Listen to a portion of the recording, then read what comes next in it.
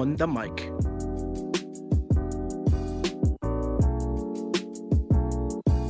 On the Mic with your host, Suleiman Al-Zahafi.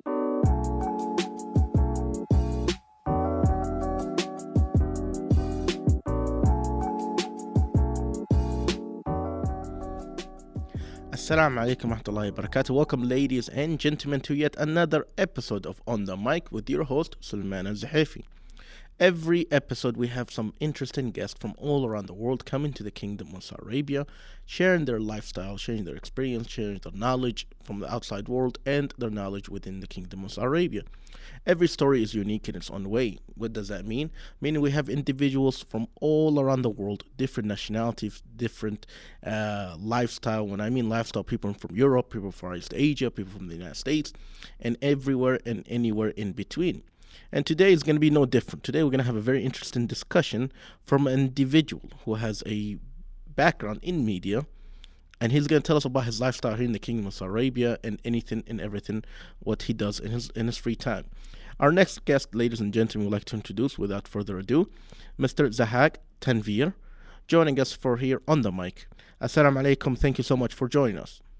Wa alaikum assalam. I'm really beholden and thankful to you, Mr. Suleiman, for hosting me over this amazing show, and I look forward to have a great time with you. We're very excited, and especially, today I feel like you're going to give us a lot of in-depth of what you do, your lifestyle and everything, and it's quite interesting. I feel you, and I'm sure you're wondering why, because life is an experience itself. So learning and listening and witnessing the experience of each individual, it's unique in its own way. There was a saying and a picture I saw on Twitter about a few months ago. They put a photo of a stadium, 50,000 people. And it said every individual has his own story, has his own background, has his own hardship, and has his own positivity in life. That made me gave me a good perspective, realizing that listening to other people's experience and lifestyle and everything like that is quite unique, because you'd be surprised how much you relate and how much different it is, something that I never really thought of that aspect before. So first of all, thank you so much for joining us. Thank you. First of all, give a little introduction about yourself, who you are, where you're from, what do you do? Sure, definitely. I'm Zahack Tanvir, and I'm from India's most beautiful and most prestigious city, Hyderabad. I did my schooling there, and then I did my engineering in computer sciences from Osmania University. Then I worked in India's IT giant Infosys. And then I came to Saudi Arabia 10 years ago, and since then I've been working here as an IT consultant. And besides that, I also hold diploma in journalism from London School of Journalism, and I have my newspaper in London. Right now, I'm doing my master's in artificial intelligence from Liverpool John Moore University, UK. So this is all about me. Oh, wow. So it's very interesting. So you studied in London. And what made you decide to come to Saudi Arabia, to the Middle East? I can say that I have emotional, social, and ideological reasons to come to Saudi Arabia. As I told you, that I was working in Infosys for a German client in India. So in 2011, I got a call from a top-notch university from Thual. And I had a very lucrative job back home, but my manager also promised me that he would be sending me to Germany.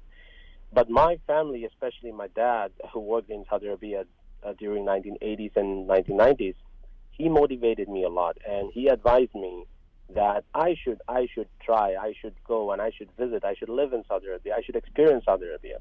He was the main motivating factor, and in fact, I also had emotional and social reasons to come to Saudi Arabia. And over the time, after coming to Saudi Arabia, I see that Saudi Arabia is changing rapidly. It's becoming the hub. It's becoming hub of everything. And I'm so honored to be here in Saudi Arabia to witness this massive reformation phase taking place under His Royal Highness Prince Mohammed bin Salman. And apart from that, when I participated in the AI summit that took place in Riyadh last month, I was taken aback. I was surprised. I was taken aback to see the enormous and magnificent evolution of technology that's taking place in Saudi Arabia.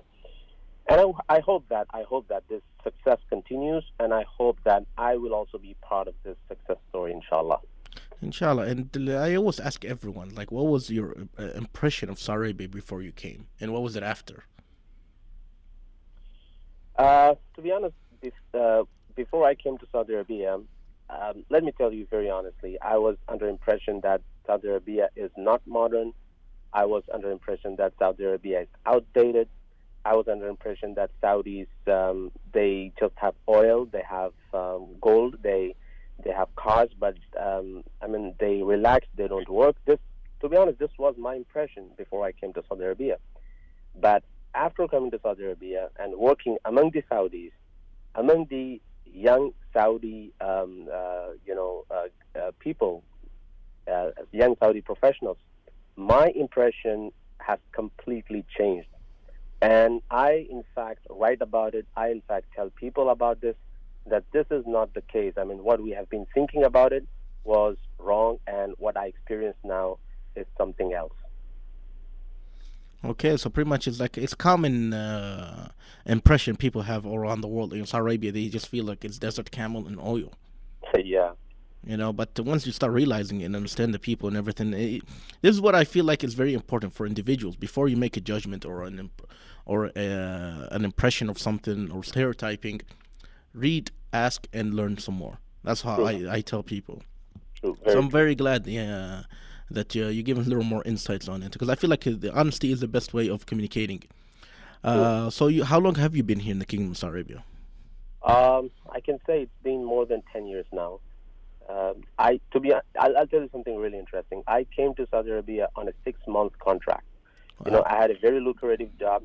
I just came here on a 6 month contract. Everyone was telling me not to go, and they told me like, you have a very good job. Why do you want to try on a 6 month contract? I said, let me go and check there. And now the 6 months has turned into 10 years. Wow. You never know where the next opportunity is in life. You always gotta say yes, huh? Yeah, yeah, obviously. Indeed. And for you, you were quite surprised and everything. You obviously been here for 10 years. There's many aspects I'm sure surprised you. And there's many individuals. They have different type of surprise coming to the Kingdom of Saudi Arabia. Something unique, something and special to them. I think. What was the surprise factor for you? What's something that surprised you when coming and visiting Saudi Arabia? Uh, well, to be honest, the thing which surprises me the most, which actually is fascinating, uh, is is the cohesion, or you can say the collaboration of the top leadership of Saudi Arabia and the people. It's I mean These two entities, the leadership and the people, are so well connected. They just go hand in hand so smoothly. This is something that really surprises me. This is not the case around the world. This is something I believe. This is something very unique. This is something very fascinating. This is something which should surprise everyone. And apart from that, what surprises me is the transformation of the deserts and the dry lands into the massive infrastructure with the glassy skyscrapers in Riyadh, in the Neom. I mean, the things are changing so fast, and the way it's changing is really commendable. Okay, so that's definitely was an interesting surprise for you. Yeah, Obviously, you've been here for 10 years, so a lot of things yeah, have been changing. It was a surprise for even the Saudi individuals, yeah, because 70% are 30 years old and below. That's a major population. That's a future population. What yeah, changes have you witnessed in the Kingdom of Saudi Arabia in your period of 10 years, before 2030, and of yeah. course after 2030? Yeah, yeah. I have witnessed positive changes in Saudi Arabia. I have seen economical reforms. I have seen, especially the women empowerment. Women empowerment is something that is really commendable. And I have also witnessed the change in the Saudi Arabia's attitude in combating extremism, and Saudi Arabia's attitude in pushing the moderate Islam narrative. This is really nice. And the paradigm shift that is taking place in the kingdom. The current leadership of Saudi Arabia has changed the world, has changed the way the world used to look at Saudi Arabia, has changed the way the world used to talk about Saudi Arabia, the way the world would mention the name of Saudi Arabia. This has changed.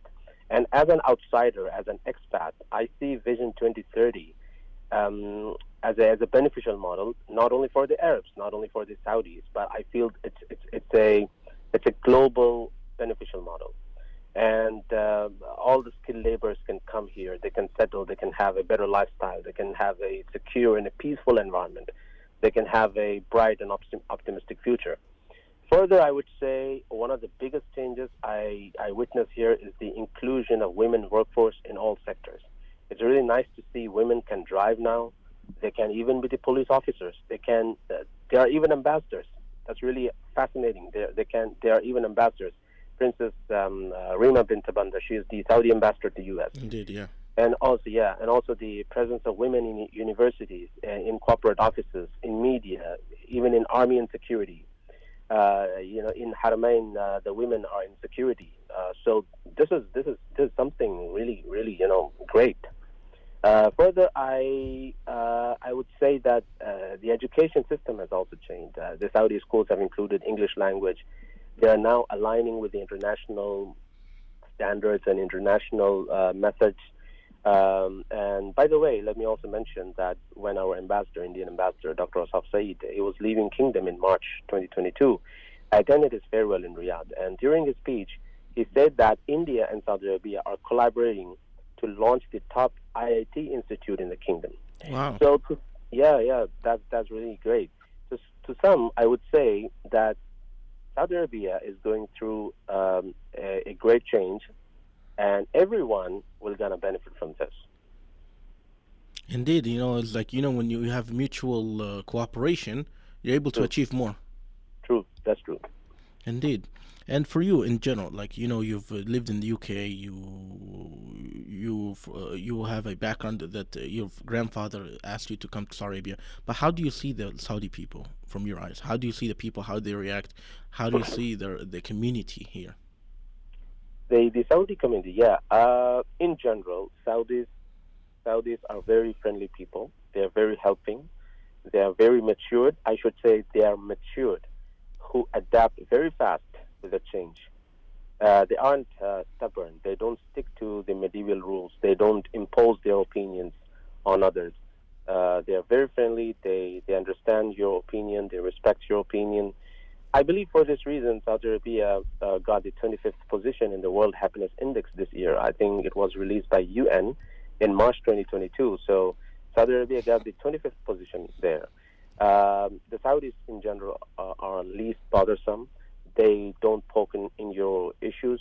They don't meddle into your affairs. They don't impose their opinions.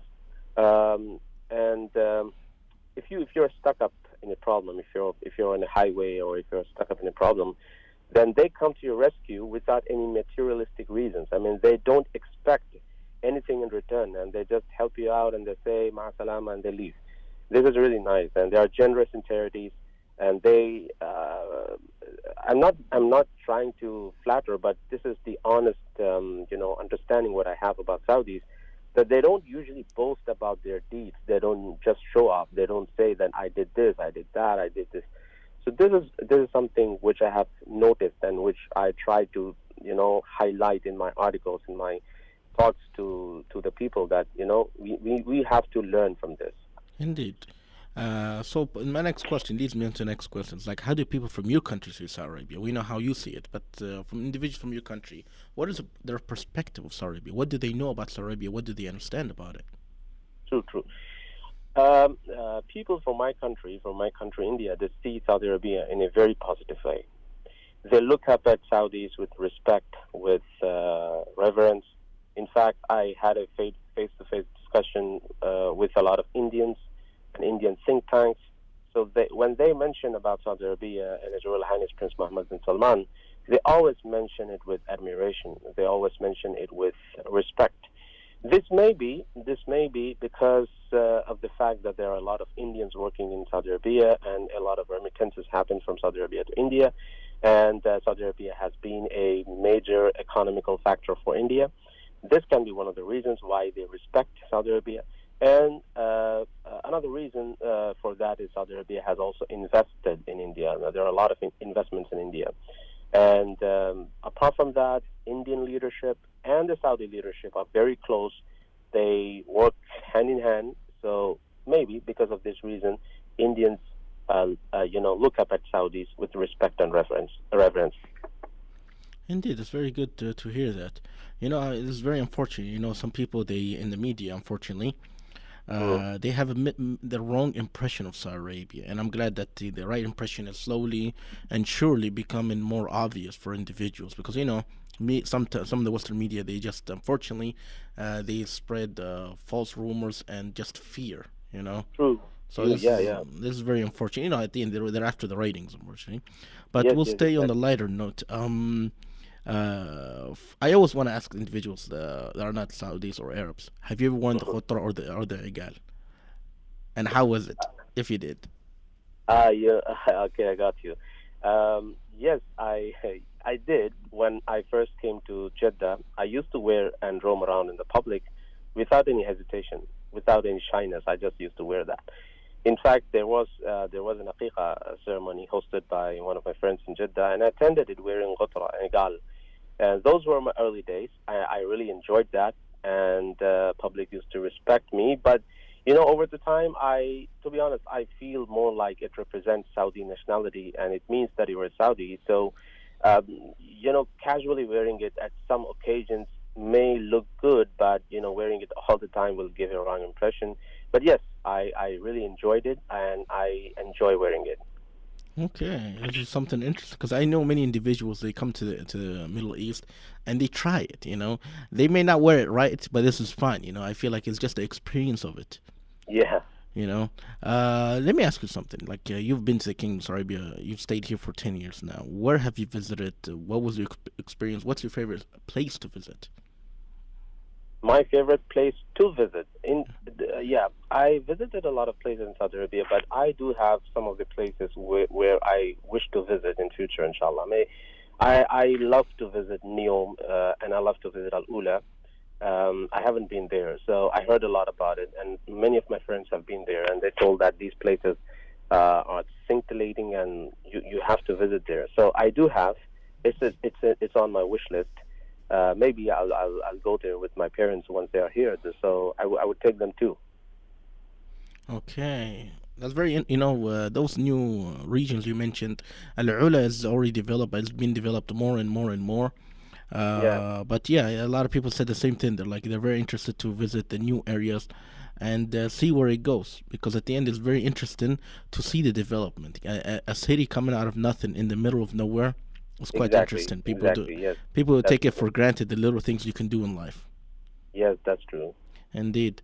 So moving on is like your experience is quite interesting. You know, you've been here for a while. You've done a lot of things, and it was like kind of on the whim of what you've done. What and where, like for you individual, you come here. What was your favorite place, and where was it of what to eat? What was your favorite dish? My favorite dish here in Saudi is the walima. The Every Friday I visit some of the branded restaurants with my kids and my wife. We go there, we enjoy matfoum, walima, faham, and we also enjoy, kunafa. I mean, these are some of the patent dishes we have on Fridays, and I cherish every single moment I spent in Saudi Arabia. Um, I also remember my holiday trip, which I had to Al Habha in August. We literally drove above the clouds. We drove through the craziest roads of Al Sauda mountains. And the hotel we took, it was so close to the mountain cliff that, we could see the clouds. We could feel the clouds, and we could feel that landscape. Amazing memory, amazing place. I mean, the temperature here in the Dammam and Riyadh was like 42, and in Abha it was 10, 11, and Abha is really, really amazing place. I cherish every single moment I spent in Al Abha. I think you just like the cool air and the high elevation kind of. Yes, That yes, they're not aware that if you have a little health complication like blood pressure or something like that, it affects you. But if you're healthy in aspect like that, it's a beautiful mm, scenery. And some people they don't even use ACs.